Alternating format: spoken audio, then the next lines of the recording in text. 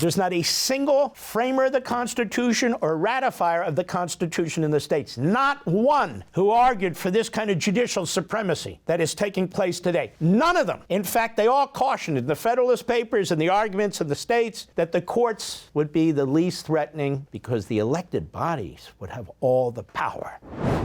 Now let's bring it to modern day. These federal judges are called federal district judges because Congress, over time, in different judiciary acts, have created these federal districts. Congress creates the federal districts and determines how many federal judges are going to be in these districts, hence federal district judges. It's been understood up until about a few years ago, maybe 10 years ago, that the judges rule on matters that have some kind of federal connection or a conflict between states or a conflict between the states and the federal government within their districts. There's hundreds and hundreds of them.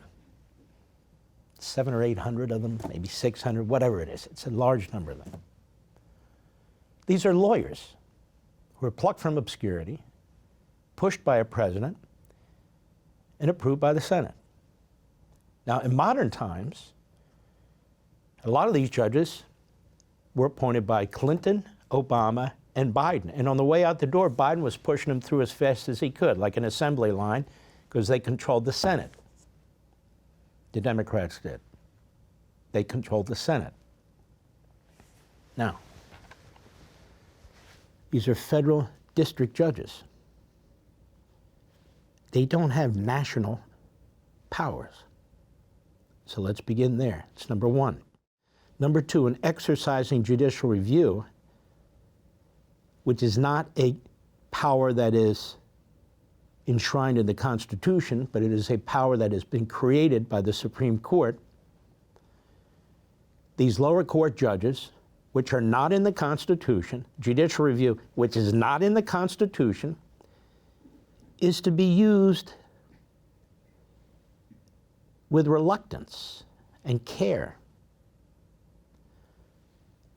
At best, you can argue it's an implied power, but that, to me, is even saying too much.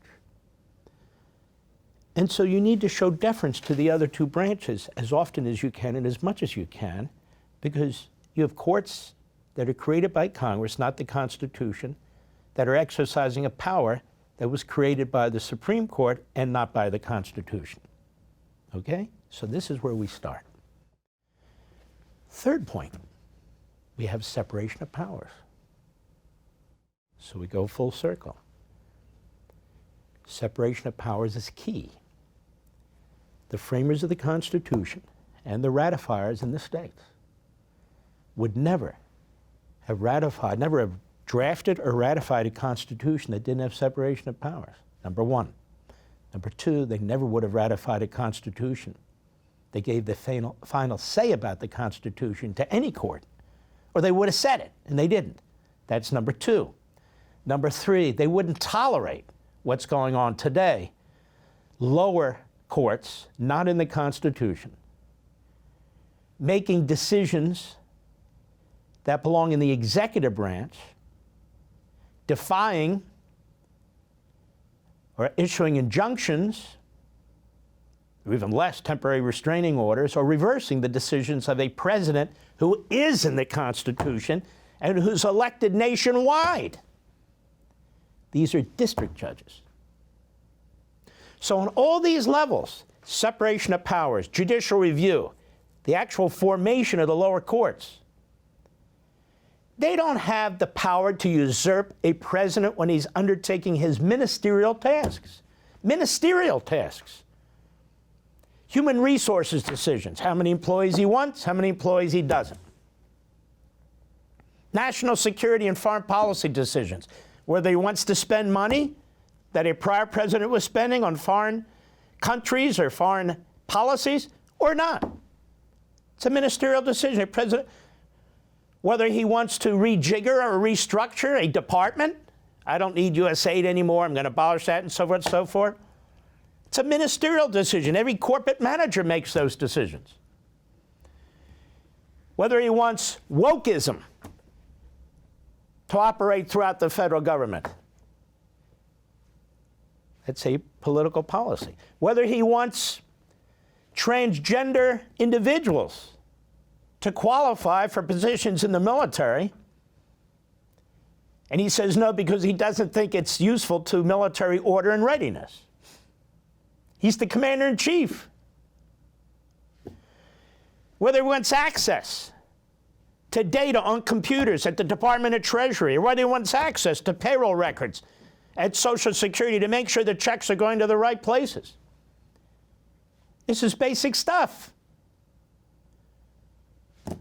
Whether he wants to deport, number one, illegal aliens.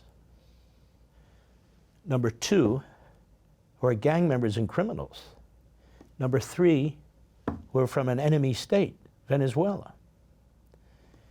These are all executive actions, executive decisions. And in every single case I just mentioned, one of these federal district judges has issued nationwide, first temporary restraining orders, then temporary injunctions, and in some cases outright reversals of the president's decisions. You now know more than 99.9% of the lawyers on TV who pretend to know what the hell they're talking about. According to Montesquieu, when you have one branch that mixes with the others, that seizes authorities from the others, and Montesquieu was the most important philosopher during the constitutional period of this country, and he's cited several times in the Federalist Papers.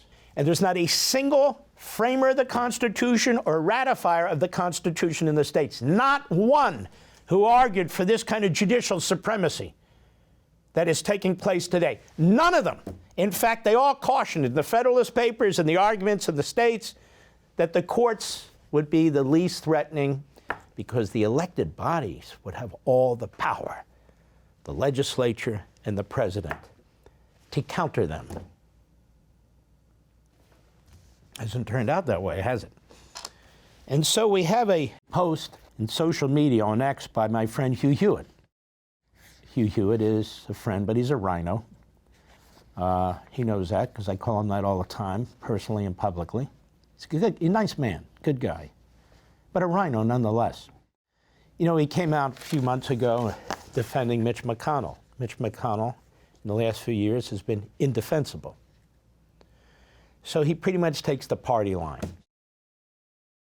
When I was backing Reagan in '76, he was backing Ford, if you get my drift. And so we have Hugh Hewitt posting a statement in response to Chief Justice John Roberts and President Trump. President Trump said this Judge Boasberg should be impeached. This is the judge who ordered the return of planes that were carrying these Venezuelan terrorists, torturers, sex traffickers, and on and on and on. Illegal aliens of the worst kind. There they are in international air.